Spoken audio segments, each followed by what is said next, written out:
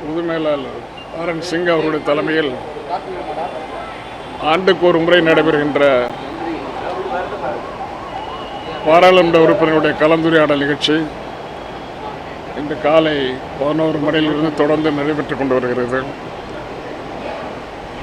ஒவ்வொரு பாராளுமன்ற உறுப்பினரும் அவருடைய தொகுதியில் இருக்கின்ற பிரச்சனைகள், நடைமுறைப்படுத்த வேண்டிய திட்டங்கள், நடைபெற்றுக் கொண்டிருக்கிற திட்டங்களில் காலதாமதம் குறித்து தங்களுடைய கருத்துக்களை சொல்லிக் கொண்டிருக்கிறார்கள். ஸ்ரீபெரும்புதூர் தொகுதியை பொறுத்தவரை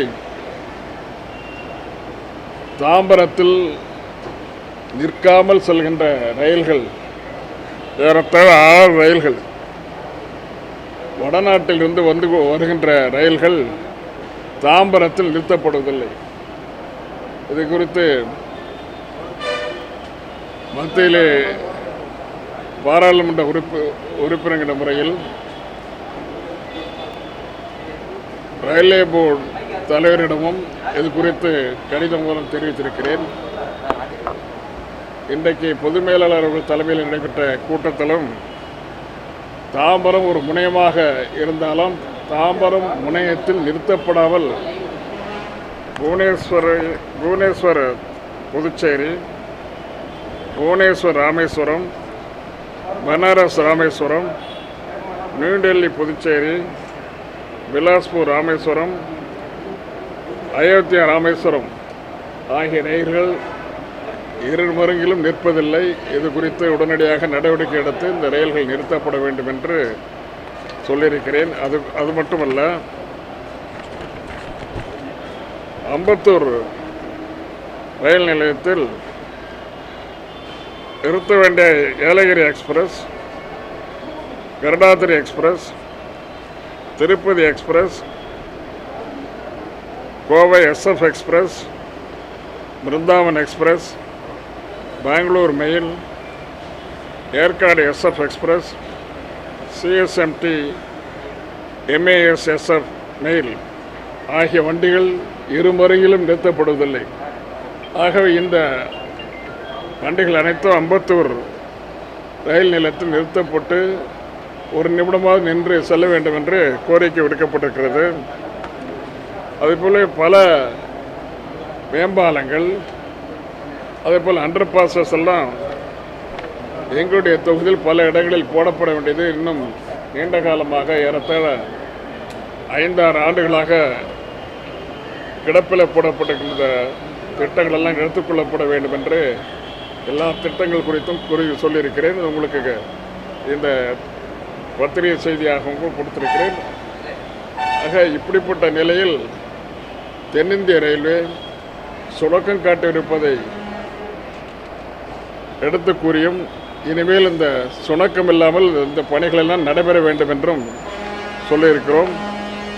அது மட்டுமல்ல,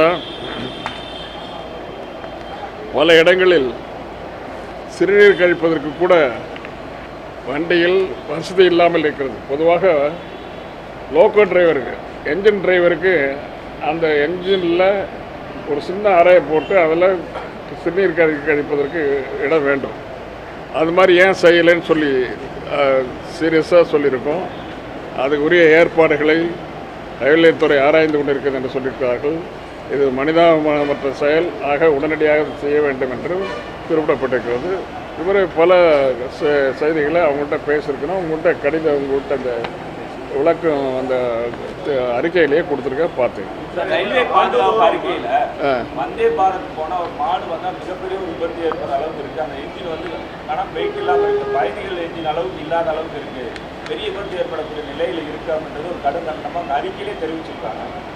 இப்படியான ஒரு நிலைப்பாட்டில் தமிழக ரயில்வே இல்லை, அது இப்போ வந்தே பாரத் முதல் முயற்சி, இது இந்தியாவில் முதல் முயற்சியாக எடுத்து செஞ்சிட்ருக்காங்க. பல விஷயங்கள் இது பாராட்டப்பட வேண்டியிருக்கு. குறித்த நேரத்தில் போகுது, பயணிகள் வசதியாக போகிறாங்க, சில குறைபாடுகள் இருக்குது. இந்த ஆண்டு தான் அது துவங்கப்பட்டிருக்கிறது. இந்த குறைபாடுகளை நிவர்த்தி செய்யப்படும் என்று ரயில்வே அமைச்சர் சொல்லியிருக்காரு எங்களுக்கு முதல்ல. இல்லை, இந்த விபத்துக்கெல்லாம் இது முதல் முறையாக நடக்குது.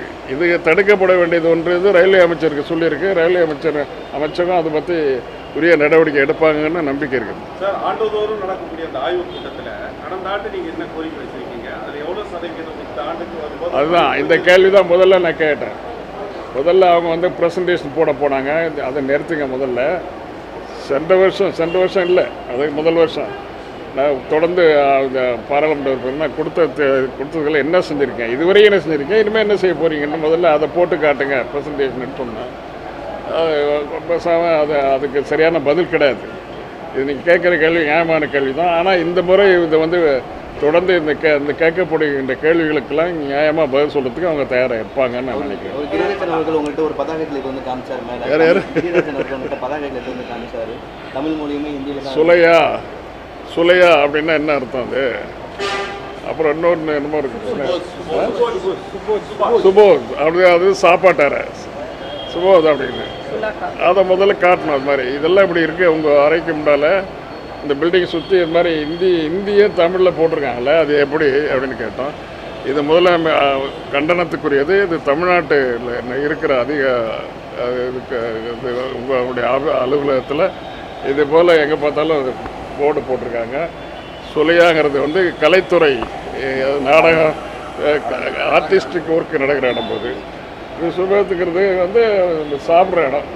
இதுக்கெல்லாம் தமிழ்லேயே போடலான்னு ஏன் தப்பு அது மாதிரி போடுறீங்க, இது மாதிரி போடக்கூடாதுன்னு இந்த ஜெனரல் மேனேஜர் கண்டிச்சிருக்கோம் எல்லாருமே ஒட்டுமொத்தமாக.